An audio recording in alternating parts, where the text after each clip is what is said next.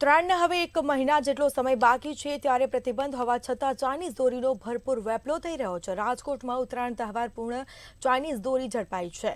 સાથે જ ક્રાઇમ બ્રાન્ચે શહેરમાં 146 નંગ ચાઇનીઝ દોરી ઝડપી પાડી છે। ત્યારે ચાઇનીઝ દોરી સહિત 3,63,000 રૂપિયાનો મુદ્દામાલ પણ પોલીસે કબજે કર્યો છે અને ક્રાઇમ બ્રાન્ચે દોરી વેચવાના ગુનામાં કૌશલ મસરાણી અને નીરજ મસરાણીની અટકાયત કરી છે। આ ચાઇનીઝ માંઝા હજારો પક્ષીઓના અને ઘણા લોકોના મૃત્યુનું કારણ બને છે।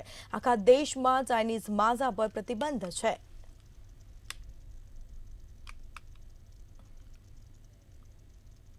પોલીસ કમિશનર શ્રી દ્વારા આગામી મકર સંક્રાંતિના તહેવાર અનુસંધાને ચાઇનીઝ દોરી, ચાઇનીઝ તુક્કલ વગેરેના ખરીદ વેચાણ તથા ઉપયોગમાં પ્રતિબંધ કરતું જાહેરનામું બહાર પાડવામાં આવેલ હોય, જેના અનુસંધાને રાજકોટ સિટી ક્રાઇમ બ્રાન્ચ દ્વારા બે ઈસમો કૌશલ દિલીપભાઈ મસરાણી તથા નીરજ દિનેશભાઈ મસરાણીને 146 પ્રતિબંધિત ચાઇનીઝ દોરીની ફિરકી સાથે પકડી પાડવામાં આવેલ છે, જેમની કુલ મુદ્દામાલ 3,62,800 સાથે પકડવામાં આવેલ છે।